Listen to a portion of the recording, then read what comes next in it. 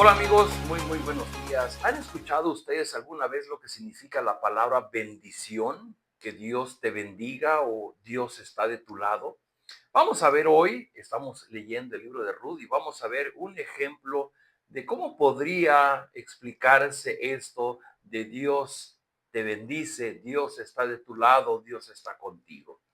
Vamos a continuar la lectura del capítulo 2 que iniciamos ayer con nuestro amigo Fernando en el libro de Ruth capítulo 2 y vamos a ir únicamente de los versículos 8 al 16. Dice así: Entonces vos dijo a Ruth: Escucha, hija mía, no vayas a recoger espigas a otro campo, ni te alejes de aquí. Quédate junto a mis criadas. Fíjate bien en el campo donde se esté cosechando y síguelas. Ya les ordené a los criados que no te molesten. Y cuando tengas sed, ve donde están las vasijas y bebe del agua que los criados hayan sacado. Ruth se inclinó, se postró rostro en tierra y exclamó: ¿Cómo es que te he caído también, o que le he caído también a usted hasta el punto de fijarse en mí, siendo solo una extranjera? Ya me han contado, respondió vos, todo lo que has hecho por tu suegra desde que murió tu esposo, cómo dejaste padre y madre en la tierra donde naciste y viniste a vivir con un pueblo que antes no conocías. Que el Señor te recompense por lo que has hecho, que el Señor, Dios de Israel, bajo cuyas alas has venido a refugiarte, te lo pague con creces. Ojalá siga siendo yo de su agrado, mi Señor, contestó ella. Usted me ha consolado y me ha hablado con cariño, aunque ni siquiera soy como una de sus criadas. A la hora de comer, Boaz le dijo: Ven acá, sírvete pan y moja tu bocado en el vinagre. Cuando Ruth se sentó con los segadores, Boaz le ofreció grano tostado. Ella comió, quedó satisfecha y hasta le sobró. Después, cuando ella se levantó a recoger espigas, él dio estas órdenes a sus criados: Aun cuando saque espigas de las gavillas mismas, no le hagan pasar vergüenza, más bien dejen caer algunas espigas de los manojos para que ella las recoja y no la reprenda. Bueno, tenemos una historia muy bonita porque nos narra la historia de Noemí, que había regresado a Belén junto con su familia y había regresado con su nuera para poder quedarse a vivir ahí. Pero habían regresado en muy malas condiciones, sin recursos para su mantenimiento. Y justamente Ruth tomó la iniciativa y fue al campo. En aquel tiempo se había determinado en la ley de Moisés que cuando se segaban los campos no se recogía todo, sino que se dejaba alguna cantidad para que la gente pobre pudiera llegar y recoger también su propio alimento. Ese es el caso de Ruth. Ruth tomó la iniciativa por ella y por su suegra de ir a recoger algo de alimento para ella. Cuando está recogiendo las espigas que sobraban del campo, se encontró con que el dueño de toda esa propiedad era Boaz. Boaz era un pariente, había sido un pariente de su suegro, de Elimelech. Y pues ella llegó a recoger sin saber quién era el dueño, que era Boaz, y cuando Boaz llega, llama la atención de Ruth. Sin duda alguna era una mujer bonita, y le llamó la atención y empezó a preguntar por ella. Y cuando leemos a partir del versículo 8, que es lo que nos toca hoy, entonces Boaz se acerca a Ruth para decirle: Escucha, hija mía, no vayas a recoger espigas a otro campo, ni te alejes de aquí, quédate junto a mis criadas. Y vos le toma aprecio, no dice por qué lo hizo vos, sin embargo vos la tomó, la acercó a él y le dio órdenes a sus criados, a sus sirvientes, que la trataran bien.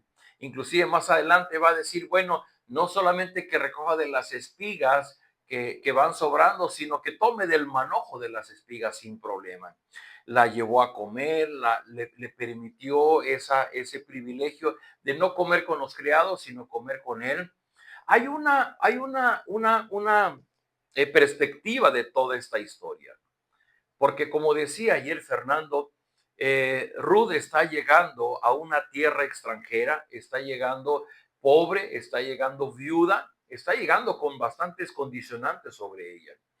Sin embargo, el hecho de que ella llegue al terreno de Boaz, que es un pariente de su familia, y que Boaz de pronto abra su mano para compartir con ella y darle lo que ella necesita en medio de su necesidad, es una figura muy clara de cómo nosotros podríamos llegar delante de Dios con nuestras miserias, con nuestras cargas, con nuestras culpas, cómo llegamos delante de Dios desprovisto de amor, de bondad, de misericordia, y llegamos ante Él y es Él quien abre su mano para brindarnos esa bendición.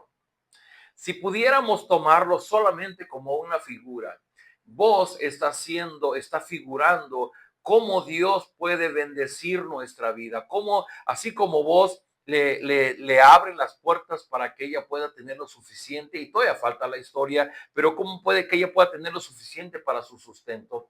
Y simplemente Ruth está admirada, dice en el versículo 10, que Ruth se inclinó, se postró en tierra y le dijo: ¿cómo es que le he caído también a usted hasta el punto de fijarse en mí, siendo yo una extranjera?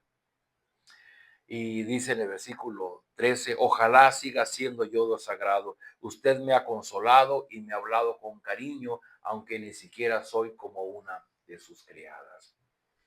Queridos amigos, nosotros creemos, por lo que dice la Biblia, que la salvación que Dios pone sobre nosotros es una decisión de Dios. No lo hace particularmente porque nosotros lo merezcamos o porque nosotros hagamos cosas buenas. Simplemente Dios pone su vista sobre nosotros. Hemos leído en los Salmos y en lo que dice Pablo que Dios nos escoge aún en el vientre de nuestra madre y nos predestina para salvación. Esa es la obra redentora de Dios que se concluye, que se ejecuta en cada uno de nosotros. Cuando yo le digo en un principio, usted sabe lo que significa bendecir, lo que Dios te bendiga, que Dios está de tu lado, significa eso, que frente a ti, en medio de tu pobreza, en medio de tu miseria, en medio de tu necesidad, se abren puertas a lo que Dios puede proveer para ti. Y por favor, no nos confundamos, no estamos hablando únicamente de cosas materiales, no estamos hablando únicamente de la abundancia material, estamos hablando de entrar siendo extranjeros a formar parte de la familia de Dios, a ser coherederos con Cristo, a recibir de la presencia de su Espíritu y a vivir una experiencia en donde la presencia de Dios misma satisface, llena los vacíos de nuestro corazón. La bendición de Dios es que Dios está presente en nuestra vida. La mayor bendición es Dios acercándose a mí para alimentarme, para nutrirme, para admitirme en su familia, para levantarme de mi necesidad y de mi pobreza. Esa es la mayor bendición, porque lo otro es lo terrible, la maldición. Cuando Dios te ha dado la espalda, cuando Dios no escucha tus oraciones, cuando tú estás lejos de Dios, porque tú así decides hacerlo, porque no crees en Él, porque no eres agradecido, porque no te interesa una relación con Él y no le buscas. Pero cuando Dios ha tocado tu corazón y tú has respondido a su gracia y tú has venido a su encuentro, sucede lo que pasa con vos, que entonces va a derramar su compañía, su bendición, de toda la abundancia que hay en Dios, va a vaciar sobre nosotros. Recuerden que en el tema de ídolos es: yo no voy a Dios porque no creo que Dios pueda dármelo. Entonces yo busco por mis méritos, por mis fuerzas, lo que yo creo, lo que yo quisiera recibir. Pero resulta que nuestra persona fue creada para que solamente fuera nutrida de la presencia de Dios. Este pasaje es hermoso porque cuando usted lo pueda leer y léalo varias veces y ve ese carácter bondadoso, ese carácter amable de parte de vos hacia Ruth, es el carácter de nuestro Dios, que nos ama, que nos busca, y dice Juan 3:16, de tal manera Dios nos amó que envió a su Hijo. Que el Señor Jesús no vino como una petición nuestra, no vino porque hicimos una marcha, no vino porque cerramos, hicimos huelga, no. Él vino anticipadamente, Él se anticipó a nuestra necesidad. Y lo que está en el fondo de todo esto es la obra redentora del Señor Jesucristo, que poco a poco vamos a ver en los próximos días. Acompáñenme a orar. Bendito Padre, gracias por este pasaje tan hermoso. Gracias porque podemos tener una figura humana permitiéndonos imaginar la manera como tú nos recibes, como tú nos abrazas, como tú nos bendices. Cuando tú estás de nuestro lado, nuestro entorno se hace distinto, principalmente porque tú nos rescatas de nuestra pobreza, de nuestra necesidad.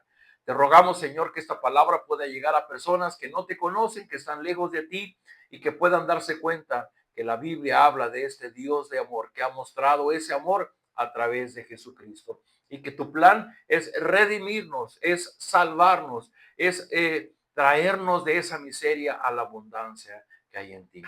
Damos gracias en el nombre de Jesús. Amén. Amigos, nos vemos el día de hoy.